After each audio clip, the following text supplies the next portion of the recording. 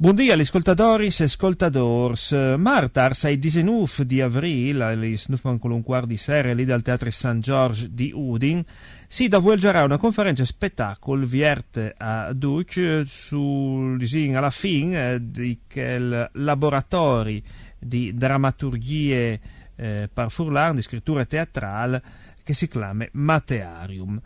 Per favela di questo appuntamento, di queste scuole, si collega con uno dei due curatori, che sono Alessandro Di Paoli e Anna Gubiani. Noi altri in compagnia proprio di Anna Gubiani per favela di queste esperienze, un lavoro interessante, anche un lavoro produttivo come così interesse, perché sono state proprio realizzate dai test teatrali che sperindi di prima o poi anche in tai nostri teatris. Buongiorno intanto Anna Gubiani e grazie per sei con noi. Buongiorno a tutti, tanto piacere di sei con voi. Allora Anna, troppo che è durato questo laboratorio, il Matearium? Allora, la scuola furlana di scrittura teatrale è cominciata quasi un anno fa. Le prime lezioni introduttive le abbiamo fatte a fine di mai di l'anno passato. E come insomma a aprile si può dire che le cose quasi un anno insomma di lavoro. È stata una scommessa di bande vostre, no? Di Sares. Sì, sul serio, perché dall'imprigno non avevamo idea di troppe che sarebbero state interessate a questo argomento, no? Perché già abbiamo iniziato in Plasi scrivi per Furlan, ma non basta, hanno di piacere anche il teatro e hanno di voglia di sperimentarsi in queste robe. E in Tacat, facevamo insomma le lezioni erano al Teatro San Giorgio di Udin.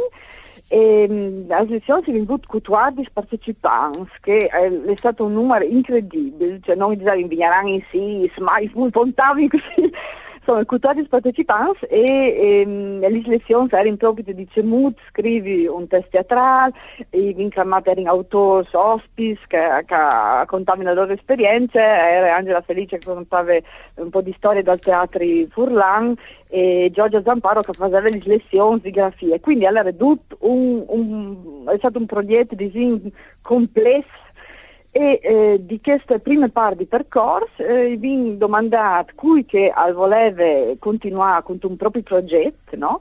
Perché la scommessa è stata che non buttiamo lì la semente, dopo per scrivere ovviamente ogni persona a cui mette tanto al so. E quindi insomma 6 persone si hanno accettato di fare con noi il percorso di tutoring che l'ho chiamato perché cominciamo con il loro progetto e sono venuti fuori insomma 6 testi. Che in queste serate vigneranno proponuti qualche cerce chiaramente, no?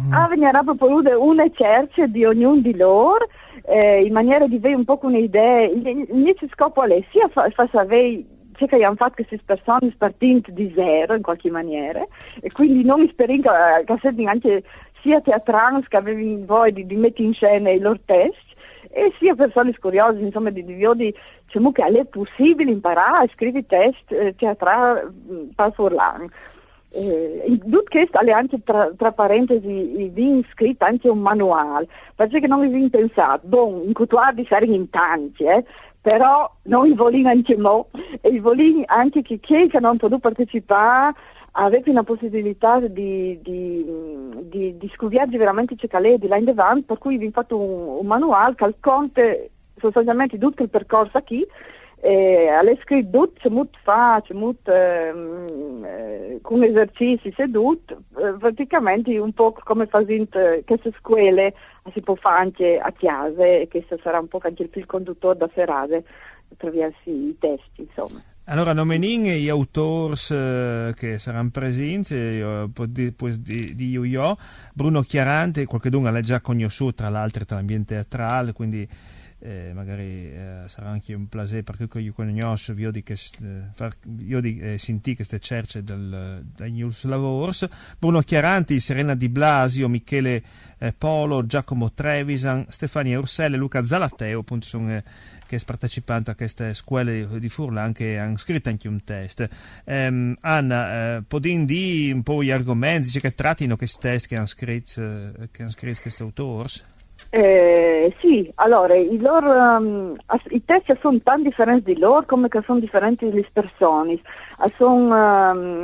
si può dire di Bruno Chiaranti che ha fatto una storia partita da sua storia personale, da proprio famiglia, una storia di confini, e l'ha costruita questa storia sul confine Furlan.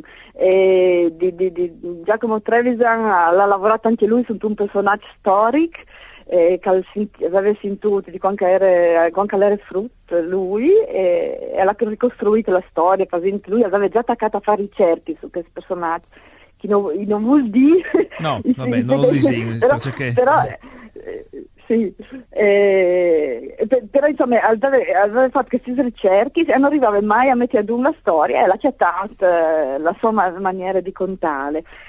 Lo sai, Stefania Ussella ha scritto anche una storia